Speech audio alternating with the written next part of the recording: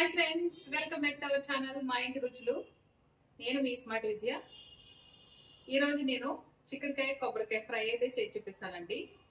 చిక్కుడుకాయ కొబ్బరికాయ తయారీ విధానం ఎలాగో చూపిస్తాను. ముందుగా స్టవ్ వెలిగించుకొని ఒక కడాయిని పెట్టేసుకుందామండి. కడాయిని పెట్టుకుని ఒక 2 గరిటెలు ఆయిల్ అయితే వేస్తున్నాను. తగినంత ఆయిల్ అయితే వేసుకున్నామండి. ఫ్రై కాబట్టి కొంచెం ఆయిల్ ఎక్కువ పడుతుంది. ఆయిల్ వేడైన తర్వాత సన్నగా పొడవుగా కట్ చేసుకున్న ఒక ఉల్లిపాయ, 4 పచ్చిమిర్చి వేసి వేయించుకోవాలి.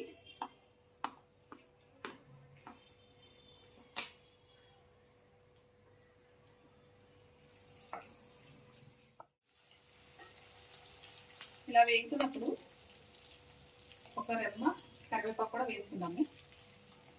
ఇవి మనకి బ్రౌన్ కలర్ అయితే రావాలండి. ఉల్లిపాయలు వేగిపోయాయండి. ఇప్పుడు ముందుగా శుభ్రం చేసుకుని కడిగి పెట్టుకున్న చిక్కుడుకాయలు కూడా వేసేసుకుందాము.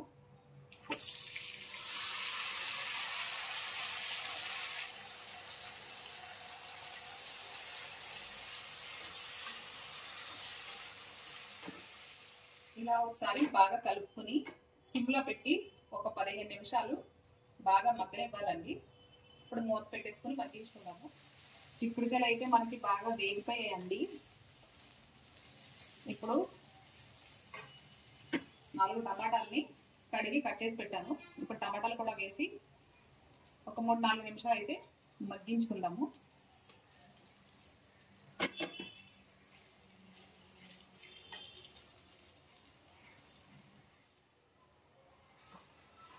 టమాటాలు కూడా మగ్గిపోయాయండి.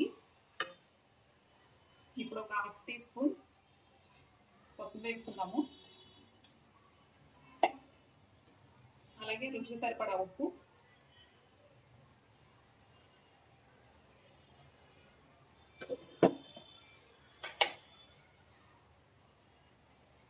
రెండు స్పూన్లు కారం,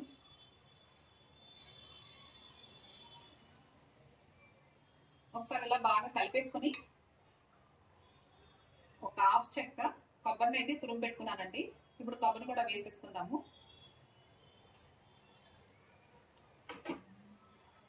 వేసి బాగా కలిసేలాగా కలుపుకోవాలి. కలుపుకొని మరొక 5 నిమిషాలు మగ్గించుకుందామండి. ఈ రెసిపీ మీరు కూడా తప్పకుండా ట్రై చేయండి. నేను ఇందులో ఎలాంటి వాటర్ యాడ్ చేయట్లేదు. చూసారు కదండి, చిక్కుడుకాయ కొబ్బరికాయ ఫ్రై అయితే రెడీ అయిపోయింది. ఎప్పుడు రొటీన్గా కాకుండా ఇలా ఒకసారి ట్రై చేయండి.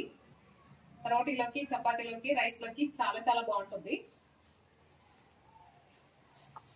స్టవ్ అయితే ఆఫ్ చేసేసుకుంటున్నానండి. చూసారు కదండి, చిక్కుడుకాయ కొబ్బరికాయ కర్రీ అయితే రెడీ అయిపోయింది. తప్పకుండా మీరు కూడా ట్రై చేయండి. ట్రై చేసి ఎలా వచ్చిందో నాకు కామెంట్ చేయండి. నచ్చితే లైక్ చేయండి, షేర్ చేయండి. నా ఛానల్ని ఫస్ట్ టైం చూస్తున్నట్లయితే సబ్స్క్రైబ్ చేయండి friends. Thanks for watching. Bye అండి.